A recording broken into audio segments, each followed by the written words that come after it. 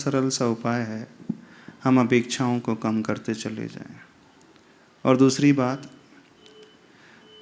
क्रोध व्यक्ति तब जीत लेता है जब उसके मन में ये धारणा गहरी बैठ जाती है कि मैं दूसरों को क्षमा करके उस पर उपकार नहीं कर रहा हूँ, बल्कि मैं क्षमा अपने लिए करता हूँ। क्षमा करके मुझे शांति मिलती है, सुकून मिलता है, आनंद में मैं रहता हूँ, इसलिए मैं क्षमा कर रहा हूँ। और भी एक रास्ता है क्षमा को पैदा करने का। क्रोध के साइड इफ़ेक्ट्स हमारी बॉडी में क्या होते हैं, कौन कौन सी बीमारियां क्रोध करने से शरीर में उत्पन्न हो जाती हैं। हिस्टीरिया है, टेंशन है, हाई ब्लड प्रेशर है, शुगर है। ये बीमारियां मुख्यतः क्रोध के कारण होती हैं। तो जो व्यक्ति अपने को शारीरिक रूप से स्वस्थ रखना चाहता है, अपने ब्लड प्रेशर को कंट्रोल रखना चाहता है, तो वह स्वयं ही बचेगा। क्यों चला करके अपने आप को वह बीमार बनाएगा। बनाना की इच्छा होती है, स्वस्थ अपने आप को रखने की इच्छा हर एक की होती है। तो उसके अनुरूप हम अपने आचरण को, अपने व्यवहार को बदल लेंगे तो बहुत आसानी से हम वह जो चाहते हैं वहाँ तक पहुँच पाएंगे। नहीं है तो ऐसे ही जो करते आए थे आगे भी होता चला जाएगा, हो जाएगा कंट्रोल। महाराज जी कोशिश कर लूँगी। नमस्ते। जो व्यक्ति ये कहता है कि मैं कोशिश करूँगा, एक सरासर झूठ बोलने का एक तरीका ही है, बहलाने का तरीका है। नहीं महाराज जी, either you can make excuses और यू कैन मेक प्रोग्रेस। दोनों चीज़ एक साथ कुछ नहीं होती, कभी भी नहीं होती। या तो व्यक्ति बहाने बना सकता है या अपने लक्ष्य को पा सकता है। जब हम ये कहते हैं मैं कोशिश करूँगा, तो हमने सामने दुनिया को यह विश्वास दिलाने का भाव पैदा कर लिया, लेकिन हमारा मन जानता है कि हमारी कोशिश कितनी होती है। नहीं है तो नहीं, बस नहीं करना तो नहीं करना। जब तक दृढ़ता भीतर से नहीं आएगी, दृढ़ संकल्पित हम नहीं होंगे, हम अपनी कमियों को जीत नहीं पाएंगे। कमियों को जीतने के लिए दृढ़ता भीतर लाना सीखो। ऑनलाइन प्रक्षणा के माध्यम से महाराज श्री एक प्रश्न आया है कि जहाँ पर गुरुदेव आह्वान कर रहे हैं हिंदी बोलो, हिंदी पढ़ो, हिंदी लिखो, वहीं पर कहीं कहीं आज तक उन्हें शिविर में देखा नहीं कि कोई अंग्रेजी में कोई शास्त्र दिया गया हो, अंग्रेजी भाषा में। लेकिन इस वर्ष कहीं पर अंग्रेजी भाषा में एक ग्रंथ दिया गया है। महाराज जी कहाँ तक उचित है, कृपया मार्गदर्शन करें। आचार्य भगवान हमेशा कहते हैं हमें भाषा से कोई द्वेष नहीं है। आज की जो नई जनरेशन है वो हिंदी जानती नहीं है। अब उसे उस ग्रंथ के हृदय तक पहुंचाना है, तो जिस भाषा में वह समझती है उस भाषा को हमें उपयोग में लाना पड़ेगा। लेकिन यदि हम तत्व की गहराई तक पहुंचना चाहते हैं तो हमें उसी भाषा का प्रयोग करना पड़ेगा जिस भाषा में आचार्य भगवान ने लिखा है। आचार्य भगवंतों ने प्राकृत में ग्रंथ लिखे हैं, संस्कृत में लिखे हैं। समय बदलता गया, संस्कृत लोगों से दूर होते गई, संस्कृत के भाव समझ में नहीं आते गए, तो उसका हिंदी रूपांतरण करना पड़ा टीकाओं को। अब समय और बदल रहा है, हिंदी भी लोगों को नहीं आ रही, नई जनरेशन को, तो उनको समझाने के लिए थोड़ी सी इंग्लिश में ट्रांसलेशन करना पड़ रहा है। यदि वस्तु तत्व तक पहुंचने की दृष्टि से अंग्रेजी में ट्रांसलेशन किया जाएगा तो कोई बुरा नहीं है, लेकिन हम वस्तु के उस गहराई तक प्रवेश करना चाहते हैं तो हमें अपनी मातृभाषा को नहीं छोड़ना चाहिए। दोनों ही अपने पक्ष से बिल्कुल सही है, उसका प्रयोग करना चाहिए। अब आपके बेटे जो कॉन्वेंट में पढ़ता है, उससे संस्कृत में कुछ कहा जाएगा, हिंदी में कहा जाएगा, तो उसको आता ही नहीं है। आता है सत्य 40 कहो, उससे समझेगा नहीं क्या होता, क्या बोल दिया। जब तक उसे 47 ना बोला जाए तो वह समझ नहीं पाएगा। उस दृष्टि को हम समझने की कोशिश करें। डे टू डे यानी दैनंदिन व्यवहार में हिंदी शब्दों का प्रयोग होना चाहिए। अब आप कहोगे महाराज जी आप भी इंग्लिश के शब्दों का प्रयोग करें, क्योंकि जहाँ जैसे लोग होते हैं उसी भाषा में समझाने के लिए आगम में कहा गया है। म्लेच्छ लोगों को म्लेच्छ की भाषा में समझाने के लिए समय सार में आचार्य भगवान कुंद स्वामी जी कहते हैं, मुख्य उद्देश्य जो है भाव पकड़ में आना चाहिए, माध्यम नहीं है। जब कोई व्यक्ति उंगली से चंद्रमा दिखाता है तो हम उसकी उंगली को नहीं देखते हैं, हम चंद्रमा को देखते हैं। ऐसी है ना, माँ बेटे को चंद्रमा दिखाती है, देखो आसमान में वो चंद्रमा है, तो बेटा क्या माँ की उंगली दिखता है कि चंद्रमा दिखता है? क्या दिखता है? चंद्रमा ही दिखता है। तो हमें वो पकड़ना है जो पकड़ाया जा रहा है, जो समझाया जा रहा है, वहाँ तक पहुँचना है, माध्यम में नहीं अटकना है, हमें मंजिल तक पहुँचना है। ठीक है। पुरुष वर्ग से स्वागत है आपके प्रश्न के लिए, आप पूछ सकते हैं महाराज श्री से। पूज्य निरापक श्रवण मुनि श्री वीर सागर जी महाराज के चरणों में त्रैवार नमोस्तु नमोस्तु नमोस्तु।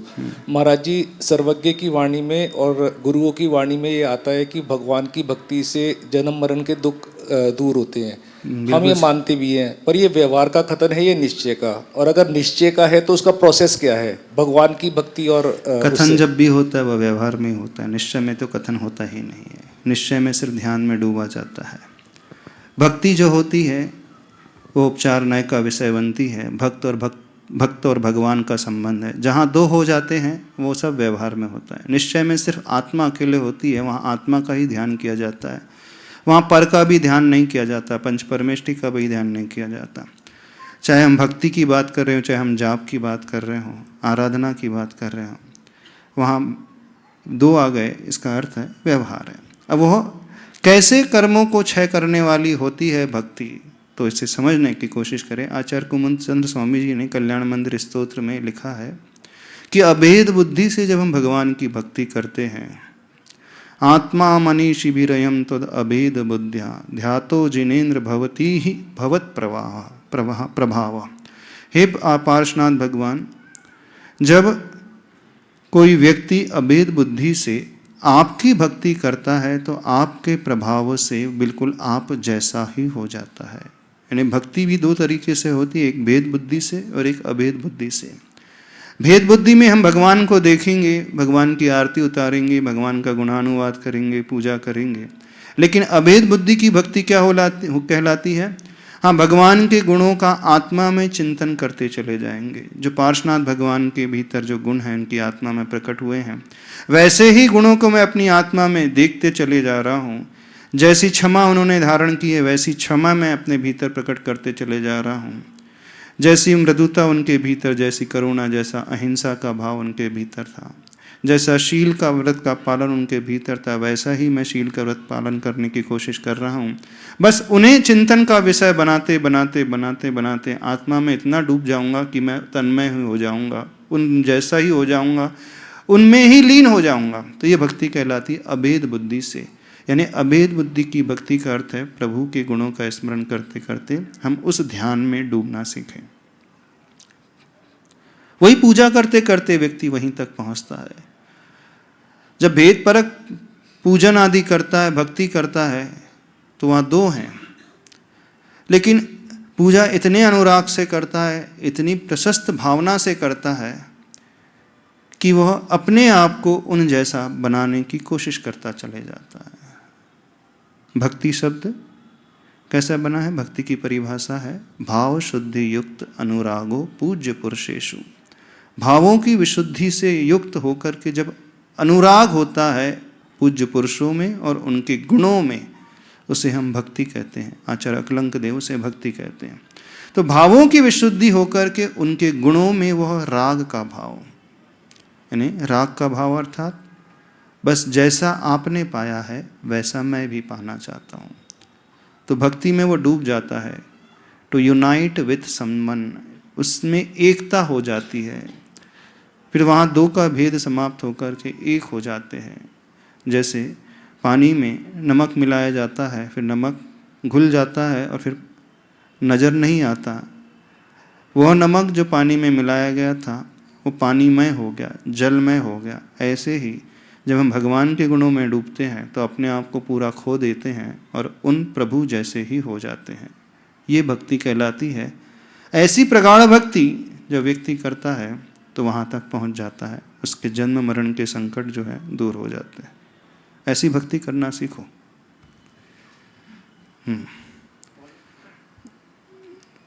ऑनलाइन प्रक्षणा से जुड़ रही हैं निशा जैन, भीलवाड़ा, राजस्थान। महाराज जी, इनका प्रश्न है, रस का नियम कब और कैसे लेना चाहिए? दो रस का त्याग, त्रिरस का त्याग करने से क्या होता है और हम क्या ये रस परित्याग एक बहिरंग तप होता है। शक्ति के अनुसार अपनी जिह्वा इंद्री को जीतने के लिए जो आहार के प्रति लोलुपता होती है, उस लोलुपता को जीतने के लिए साधक जो है रसों का त्याग करके भोजन ग्रहण करते हैं। अब वो कैसे लिया जाता है? तो जैसी आपकी शक्ति है, जैसा आप तप करना चाहते हैं, एक रस का त्याग अर्थात नमक अथवा मीठे का त्याग कर दिया, 2 का त्याग करना है, नमक और मीठा दोनों का त्याग कर दिया, 3 का करना है, दूध भी आ सकता है, घी भी आ सकता है, दही भी, 6 रस अथवा 7 रस होते हैं ना, 6 दिन की 6 रसी और 1 हरी की रसी। तो जो आपकी शक्ति है, शक्ति के अनुसार आप रस को त्याग कर सकते हैं।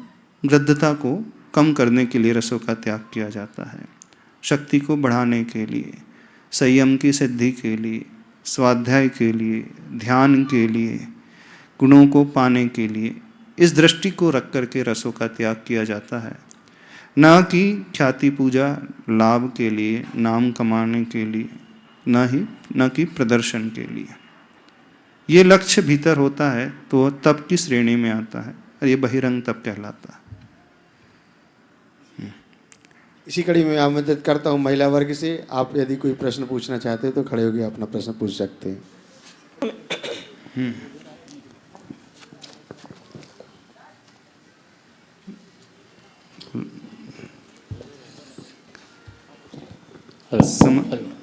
नमोस्तु नमोस्तु महाराज जी। नमोस्तु महाराज जी, नमोस्तु, कोटि कोटि नमन महाराज जी। महाराज जी, प्रश्न मैं समाधान नहीं कर पाई, थोड़ा सा बोरगांव से आया था एक दीदी का कि विभंगावधि ज्ञानी जो है वो पिछले भव का वो जानता है क्या, अगले भव के, मतलब कितने पिछले भव को जानता है और किसले अगले भव को जानता है? पहले तो समझे विभव अवधि ज्ञानी नारकी जी की, हाँ, नारकी जी की बात कर। ठीक है। तो प्रश्न क्या है? मतलब वो क्योंकि जाति स्मरण से उसको जाति स्मरण जाति स्मरण से इसे पता चल जाता है। हाँ, तो पिछला भव मैंने उसको ऐसा उत्तर दिया था। समझ ली, इस बात को समझे। नारकी जीव होते हैं, उनका जो विभंग अवधि ज्ञान है, मिथ्या दृष्टि नारकी होते हैं, उनका अवधि ज्ञान जो होता है उसे विभंग अवधि ज्ञान कहा जाता है। पर उनकी सीमा, उनका काल, उनका क्षेत्र बहुत लिमिटेड होता है। भवों को जानने के लिए बड़ी विशुद्धि की आवश्यकता होती है अवधि ज्ञान में। जब हम शास्त्रों को उठा करके देखते हैं तो हमें यह वर्णन मिलने में मुख्यतः आता है कि जाति स्मरण से उस जीव ने जाना कि मेरी माँ का वह जीव था, मेरी आंखों में काजल डाल रहा था। अब पूर्व भव का ज्ञान प्राप्त करने के लिए इतनी विशुद्धि होना चाहिए। जयंतर आदि के जीव, भवनत्रिक आदि के जो देव होते हैं, उन्हें भी अवधि ज्ञान होता है पर बड़ा लिमिटेड होता है। उनका अवधि ज्ञान की सीमा कितनी होती है? 15 दिन पहले का, 1 वर्ष पुराना, 2 वर्ष पुराना, इतना ही होता है। भवों तक पहुंचने के लिए ऊपर के स्वर्ग में जब वो देव पैदा होते हैं, वहाँ उनकी वो सीमा बड़ी हुई होती है। तो नारकियों का इतना रेंज रहता ही नहीं है कि कई पुराने भवों का वो जान लें। मुख्यतः वो जो जानते जाति स्मरण से हैं और अवधि ज्ञान से थोड़ा बहुत ही जान पाते हैं। क्षेत्र की अपेक्षा 1-2 मील, 4 मील, 10 मील इतना ही तक जान पाते हैं। दिनों का ही उनकी मर्यादा रहती है, उतना नहीं हो पाता जनरली। मतलब अगला भव वो जानते नहीं। अब कोई ऐसा छायिक सम्यक दृष्टि नारकी हो, हाँ, अवधि ज्ञानी हो, उसकी विशुद्धि ज़्यादा होती है तो उसकी मर्यादा बढ़ जाती है। काल की भी मर्यादा बढ़ जाती है, क्षेत्र की भी मर्यादा बढ़ जाती है, द्रव्य की भी मर्यादा बढ़ जाती है।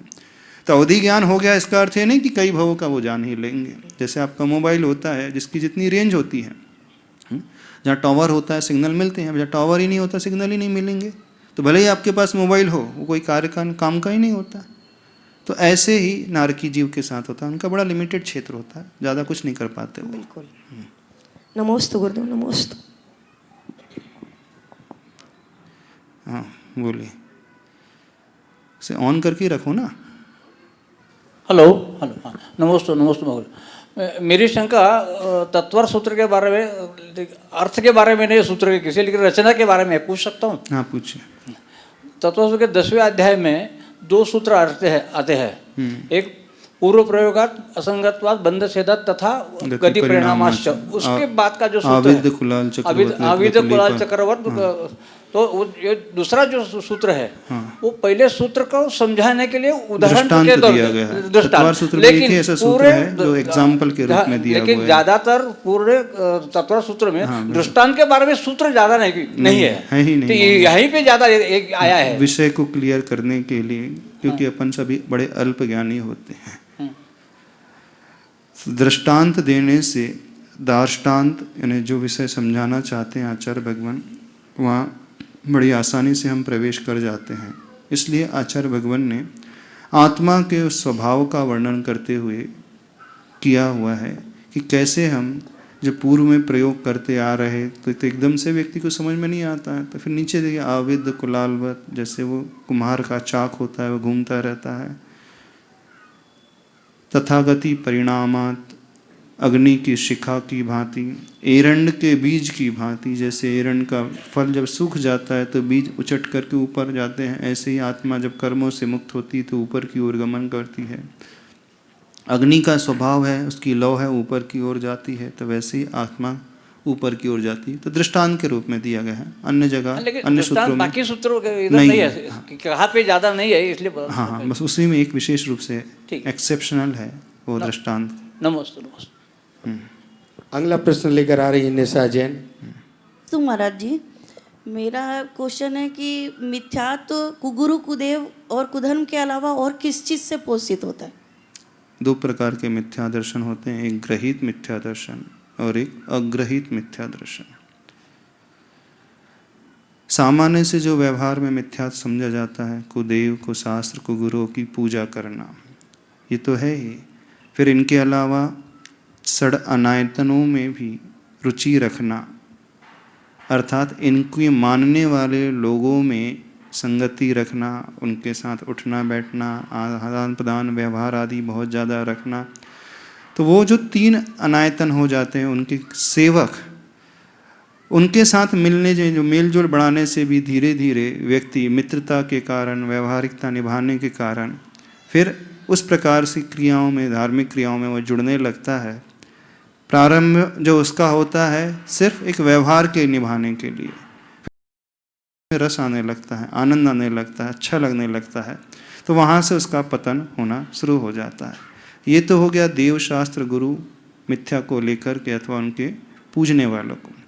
और भी होते हैं मिथ्यात्व दर्शन में जो हेतु बन जाते हैं, हमें अपनी आत्मा का ही श्रद्धा नहीं है, ये भी हो जाता है।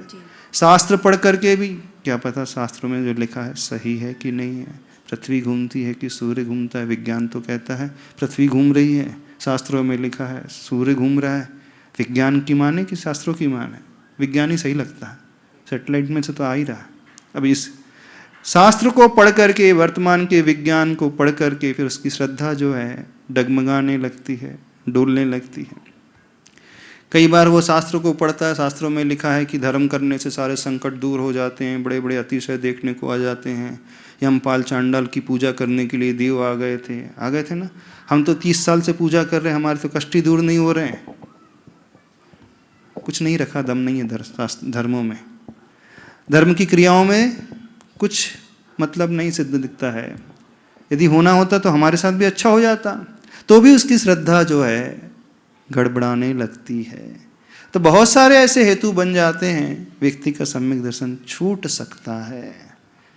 दूसरे का उपदेश सुन करके, अब टीवी आप देखते हैं, बहुत सारे चैनल देखते हैं, धार्मिक चैनल आ रहे हैं, फलाने गुरु के प्रवचन बड़े अच्छे लग रहे हैं, इंटरेस्टिंग लग रहे हैं। एक क्यूरियोसिटी होती है भीतर से पहले पैदा की, अपन उनको सुन करके देखते हैं, शैली बड़ी अच्छी है ना, बड़े अच्छे अंदाज में वह प्रवचन देते हैं। तो वह प्रवचन सुनने का भाव पैदा होता है, फिर सुनते सुनते फिर उसी तथ्य को वो श्रद्धा का विषय भी बनाते चलना शुरू कर देता है। तो इस प्रकार से भी उसकी श्रद्धा जो है डगमगा जाती है। बहुत सारे हेतु होते हैं, कई मित्रों से वो प्रभावित हो जाता है, अन्य धर्म वाले हैं उसे आकृष्ट कर देते हैं, लोभ लालच दे कर के धर्म को छोड़ने के लिए प्रेरित कर देते हैं, दूसरा धर्म अपनाने के लिए भी उसे भाव ऐसे जगा देते हैं। तो लोभ के कारण भी वह अपनी श्रद्धा को छोड़ देता है, डर से भी अपनी श्रद्धा को कई बार छोड़ देता है, मनचाहा उसे सिद्ध नहीं हो रहा है, बीमारी ठीक नहीं हो रही, 30 साल हो गए, हाँ ये बात। तो भी उसकी श्रद्धा डगमगाने लगती है, हो जाता है। दुकान नहीं चल रही है, जॉब नहीं मिल रही है, अब इन भगवान को बहुत पूज लिया, अब दूसरे भगवान को ट्राई करके मैं देखता हूँ। होता है कि नहीं ऐसा? लोग बोल रहे हैं फलाने के पास चलो वहाँ काम बन जाएगा, ट्राई करने में क्या हर्ज है? और संयोग से यदि आप गए और काकतालीन न्याय से वो आपका काम हो गया तो क्या हो जाएगा? हाँ बिल्कुल सही कहा था उसने। अब यहाँ श्रद्धा गई, उसकी नई श्रद्धा पैदा हो गई। तो बहुत सारे ऐसे हेतु बन सकते हैं। देव शास्त्र गुरु को गुरु कुदेव को शास्त्र को पूजने के अलावा भी उसकी श्रद्धा इन कारणों से डगमगा सकती है। अनादिकाल से यही होता आया है, प्राय सबके साथ यही होता है, क्योंकि अनादि मिथ्या दृष्टि है सभी लोग, अपन भी पंचम काल में पैदा हुए तो मिथ्या दृष्टि ही है।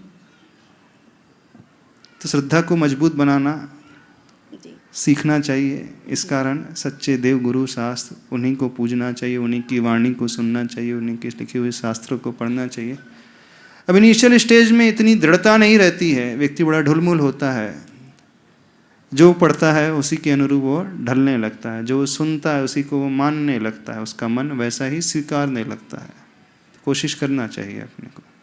अगर महाराज जी समय शिखर में किसी की डेथ हो जाती है, हाँ। तो समय शिखर जाना छोड़ देते हैं? अरे बिल्कुल जाना चाहिए, और अच्छा है। समय शिखर तो में ये तो कौन सी भावना कोटि भाना है? चाहिए। उत्तम क्षेत्र में किसी का मरण हो रहा है, बहुत पुण्यशाली जीव है, भगवान के चरणों में मंदिर में पूजा करते करते अभिषेक करते करते किसी के प्राण निकल रहे हैं, समझना कितना पूर्व का पुण्य किया होगा, कितनी उसकी दृढ़ भावना होगी।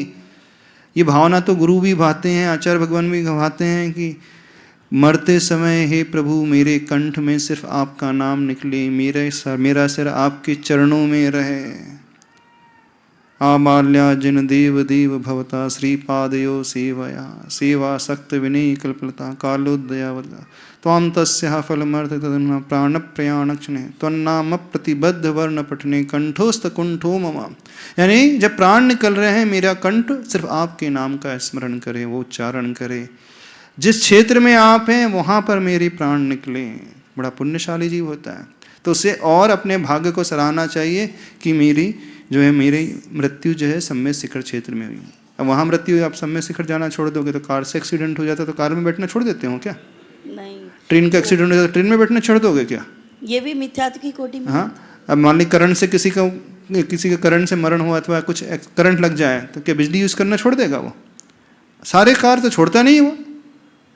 कार से एक्सीडेंट होता, दूसरी कार हायर करता और हॉस्पिटल में जाता तुरंत। ऐसी होता है कि नहीं?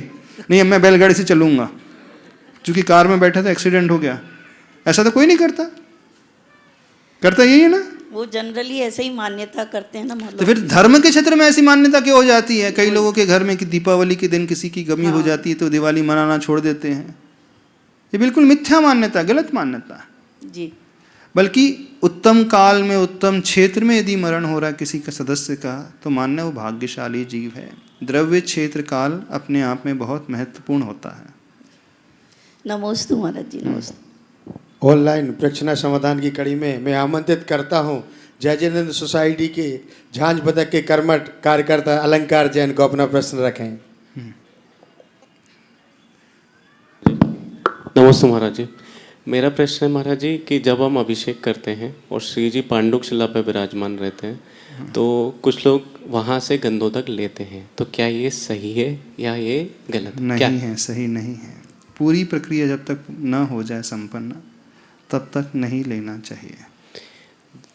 दूसरा प्रश्न महाराज जी, इसमें हमारा अभिनय हो जाती है, अभिनय का भाव हो जाता है।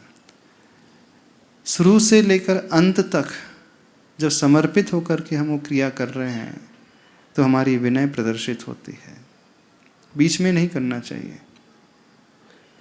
महाराज जी दूसरा प्रश्न इसी से रिलेटेड है कि फिर ये देखा गया है कि जब पांडुक शिला पे भगवान विराजमान है तो लोग चरण स्वच्छ करने की कोशिश करते हैं, करते भी हैं।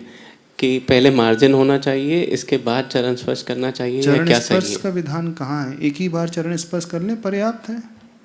कई लोग हैं भगवान के पैरों की वैयावृत्ति करने बैठ जाते हैं, शुरू हो जाते हैं। जैसे महाराज जी के पैर की वैयावृत्ति करते हैं ना, भगवान के पैर दर्द दे होंगे, बहुत सालों से बैठे हैं तो बहुत आसन, एक ही आसन में बैठते बैठते ऐसे ऐसे भी होते हैं। नहीं, छूने का तरीका एक बार छू लिया, एक ही श्री जी की प्रतिमा को छू लिया, पर्याप्त होता है। इससे ज़्यादा कुछ नहीं होता, उतना ही करना चाहिए, इससे ज़्यादा नहीं करना चाहिए। ज़्यादा करने से कुछ नहीं होता। विधि पूर्वक जो कार्य किया जाता है वह फल देने वाला होता है। अविवेक पूर्वक यदि कार्य किया जाएगा तो सही रिजल्ट नहीं मिलेगा। विवेक सहित हमारी क्रियाएं होनी चाहिए। इस बात को समझे। नमोस्तु महाराज जी। जो मंदिर में मरण होगा वो समाधि मरण में आएगा या नहीं?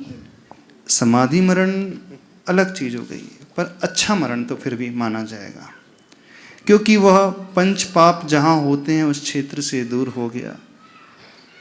संभावना यही रहती है, अधिकतर मंदिर में मरण हो रहा है तो उस समय उसके मन में ज़्यादा कषाय के भाव नहीं रहेंगे, पाप की वृत्ति नहीं रहेगी, खाने पीने की ओर उसकी दृष्टि नहीं रहेगी।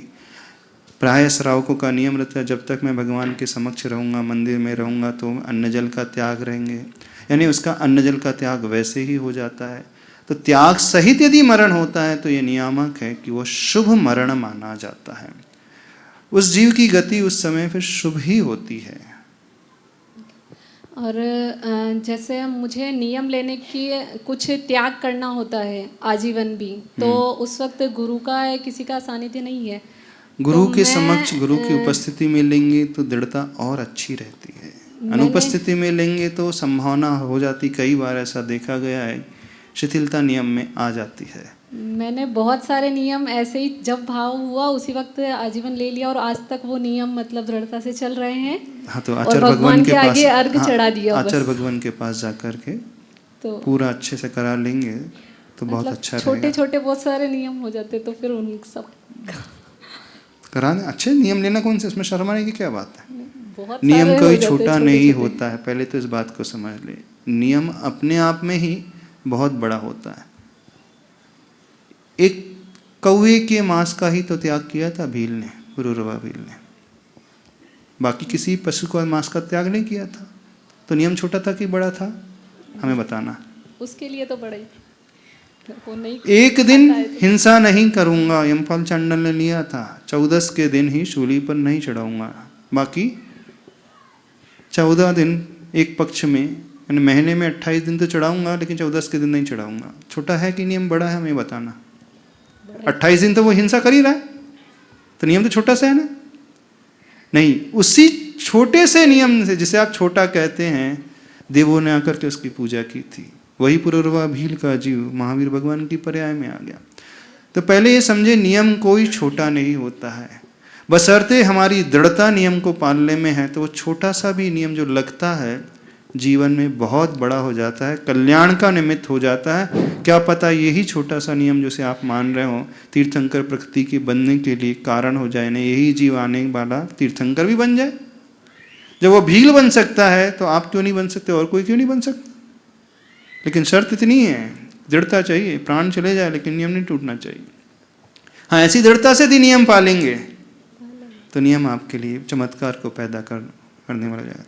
तो कोई भी यह ना समझे कि हम बड़ा छोटा नियम ले रहे हैं। नियम लेने की भावना ही अपने आप में दृढ़ता दिखा रही है कि कुछ करना चाहता है, त्याग के मार्ग में आगे बढ़ना चाहता है। तो ये भावना बड़ी फलदायी होती है। और मन को संयमित करने के लिए क्या करें? असंयम से दूर रहने की कोशिश करें, निमित्त से दूर रहने की कोशिश करें। असंयम की ओर मन कब भागता है पहले वो परखें। कहाँ भागता है तो उस क्षेत्र से दूर रहें। किनके साथ रहने में मन में असंयम के भाव पैदा तो उन लोगों की संगति से दूर रहें। कौन से भोजन करके, आहार करके मन में इधर उधर के भाव आते हैं तो उस प्रकार का आहार का त्याग कर दे। यानी उन बाधक कारणों को दूर करते चले जाए जिन बाधक कारणों के माध्यम से व्यक्ति असंयम की ओर बढ़ता है। सबसे अच्छा उपाय यही है। जब भी आप कोई नियम लेते हैं, आप में दोष लगने की संभावना आदि हो जाती है, तो ये अध्ययन करें कि वो दोष क्यों लग रहा है। किसी की संगति में लग रहा है, मोबाइल को देख करके लग रहा है, टीवी को देख करके लग रहा है, तो उनसे दूर होने की कोशिश करें। बहुत सरल उपाय है। कठिन है? नहीं सर, वही, त्याग हाँ, करते जा रहे वो छोड़ना कठिन है, उनकी संगति छोड़ना कठिन है। नमोस्तु महाराज जी। काय वांग मन कर्म योग स आश्रव, 6वें अध्याय में है ये सूत्र है। लेकिन विग्रह गति में सिर्फ कार्मन काय योग होता है, तो उससे आश्रव होता है क्या, बंद होता है क्या? काय वांग मन कर्म योग, काय योग है ना, काय योग है।